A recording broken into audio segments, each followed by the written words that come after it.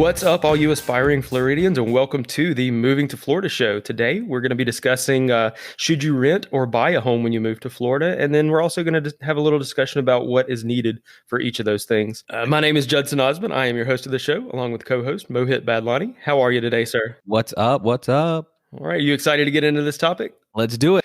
For sure. So I think something that we should address up front, some people are lifelong renters. They don't want to own a home.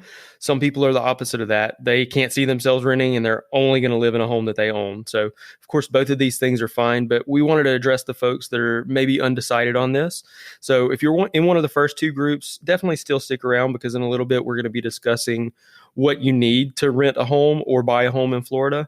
But for now, let's get to the discussion of renting versus buying. So let's go over kind of some of the pros and cons of each. Sounds good. So a pro of renting versus buying, you're not locked into a long-term contract, or you're not locked into a neighborhood per se. Right. I think this is, especially since our audience is probably primarily going to be people that are moving to Florida from outside of the state. Maybe they've identified a place that they want to live, but they're not 100%, or, they're kind of scared that they might move to a place and buy it. And sure, maybe they love it and they're living in paradise, but then the next town over is even nicer and they want to move there, but they've already bought a home. So renting, especially when you're new to an area, could have some benefits there because it gets you in, but you're not locked in long term. Does that make sense? Exactly. Yeah, exactly. And also a lot of people's jobs are where they have to move a lot and often. So maybe renting is their best option versus, having a home here in Florida per se. If their job moves over to, let's say Miami and then goes to Fort Lauderdale and all these different places in Florida that you could be in. I know a lot of people that travel a lot, and maybe renting is the best option for them because they're not locked into to a long-term mortgage. For sure. And speaking of relocations, sometimes we do come across people that, they just learned that they're relocating and they've got, 2 or 3 weeks to find a place. Maybe they've only got one weekend off to actually come in and shop around. And, that's probably a little too quick to find a home, identify a home that you're going to buy and get everything done. It's certainly not impossible. I know I've had clients that have done it before, but maybe shopping for a rental is a little bit easier as far as if you're in a real time crunch. Right. And plus, another good thing about renting is if you have a lower credit score or don't have enough money saved up for down payment or closing costs, maybe renting is the best option for you. Yep, that makes sense as well. So on the other hand, a con of renting is you do miss out on the appreciation in your home if you're in a market that is appreciating, which Florida has. I mean, real estate in general appreciates over time, but Florida especially, we've been seeing massive appreciation over the last few years. So, if you move and rent for the first year or two, that could be a 5 or 6% of the home value each year that you're missing out on that appreciation that you could have locked in.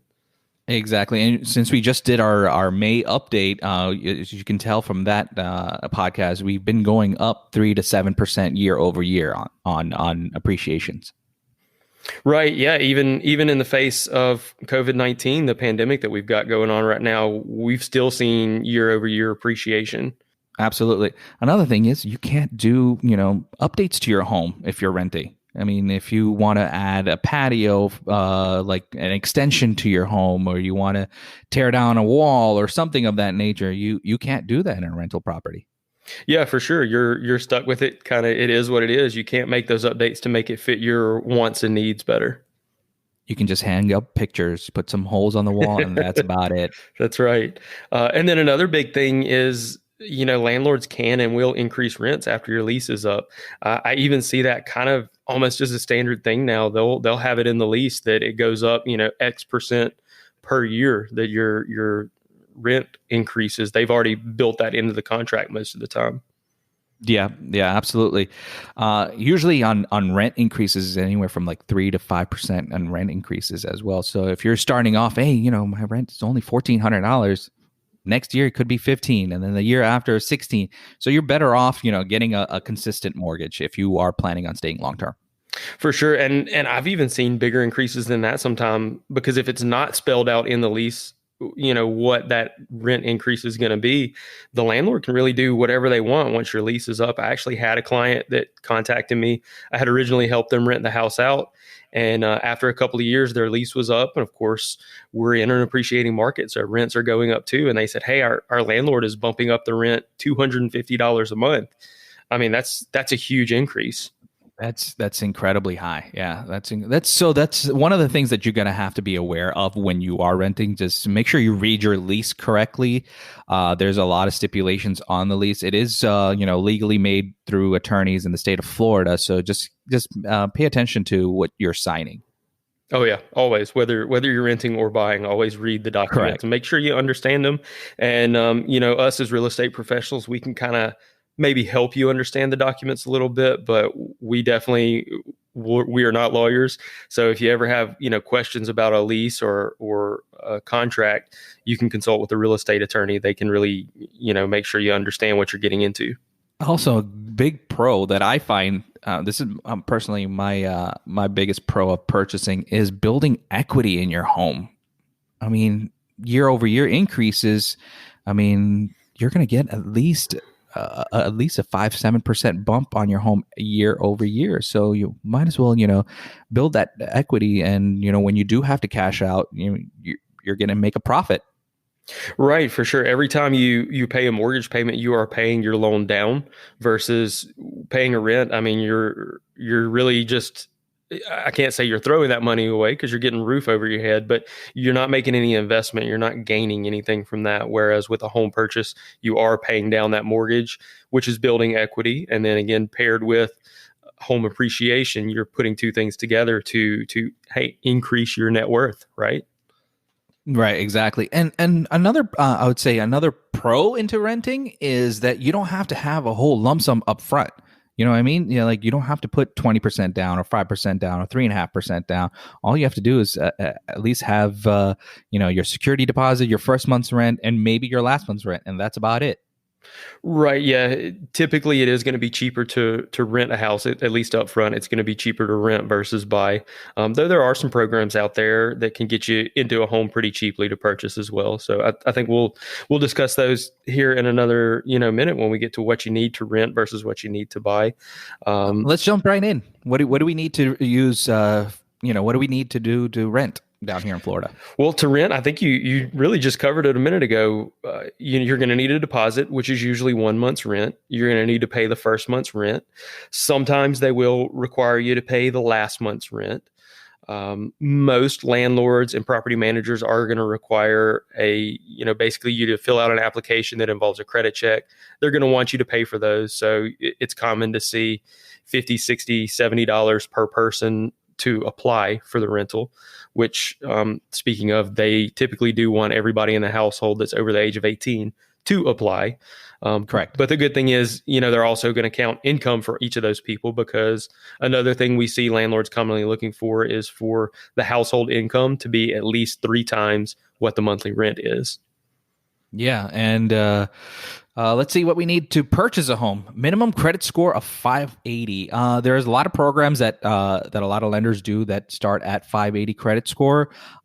We would typically like it around 640. That you'll get better programs that way. But I mean, you just need a 580 credit score. Better credit equals better interest. You know what I mean? But down payment for FHA is only 3.5%, and 5% for conventional. Sometimes, if you're lucky, you can get a 3% conventional, depending on the program you fall under and your credit score. So I know I did a 3% in my home conventional, because both of mine and my wife's credit score was above a certain mark. So I think it's about 780 or 760 or above. You got to have you can have that too. That 3%. Yeah, and then there's other programs like USDA, VA loans. They don't require any down payment at all. Usually closing costs then on top of that is usually 2 to 4%, which isn't too much. 2 to 4% of the purchase price. For sure. And I think you hit it there, but on the credit score, the better your credit is, the better your interest rate is going to be. And if you ever, have any questions about what interest rate does to a loan over 30 years, go look up a mortgage loan calculator and kind of play around with the interest rate. it makes a huge difference that, I mean, quite honestly, over 30 years of payments can add up to hundreds of thousands of dollars. So interest rate is a big deal. Here's another pro too. So let's say you do get in at a higher interest rate and you build your credit score, and then you can always refinance Yeah, and then get the lower rate of what, or the market rate at the time. Absolutely. And I know we did mention that a 580 is kind of the minimum credit score for FHA. That's what the credit score that most lenders are looking for, though with FHA loans, you can have a credit score down to 500, but around that, you're going to have a much higher interest rate. And it's also going to be harder to find a lender that can actually get you the loan. But, I don't want people to think that it's totally impossible with a credit score under 580. It is still possible. It's just a little tougher. Anything else you want to add on rent versus buying? Yeah, well, there is one other program that there's a company that I've worked with in the past that kind of does a rent to own program. Now, these aren't very prevalent. There aren't a lot of them out there, but we do have people ask about them a lot. So there is a company that I've worked with that does essentially what they do is the client has to go out and get pre-approved, quote unquote, pre-approved with them. And once they are approved for, X amount of rent, we can correspond that to a purchase price. And so the client will actually go out and identify the house that's for sale that they want this company to buy. The company will buy the house and then rent it back to them. So what they do is they can rent it for up to 5 years. And anytime in that 5 years, they have the option to buy the house back from the company. So it is kind of a way to make that whole rent to own thing happen. You're not, as you're paying the rent, it is still rent. You're not paying the purchase price down. And of course, if they purchase the house for $200,000, they're not going to turn around and sell it for $200,000. There is a little bit of a markup, but it's a great option for somebody that, say, they've identified the perfect house, but their credit score is not quite there yet, or they don't have the full down payment. They can kind of combine renting and buying to get that dream home for themselves. Yeah, I haven't used Home Partners of America, but I've heard great things about them. For sure. Yeah. So I'll tell our listeners, if they want more information on that program, you can drop us an email at movingtofloridashow@gmail.com, and we can get you hooked up and get you connected for that. Sounds good. Yeah, I think that's pretty much it. Kind of a quick episode today, but that's kind of the ins and outs of, should you rent, should you buy, and what do you need for each. You want to wrap it up for us, sir? Let's wrap it up.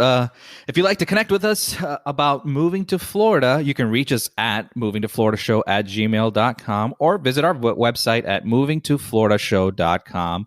You can also connect with us on, social media, Facebook, Instagram, at Moving to Florida Show. And for Twitter, we had to shorten it up a little bit at Moving to FL Show. Be sure to subscribe to our show. We're on, Apple, Stitcher. We're on iHeart. We're almost on every platform. So be sure to, automatically download us to your device. Get one step closer to moving to Florida.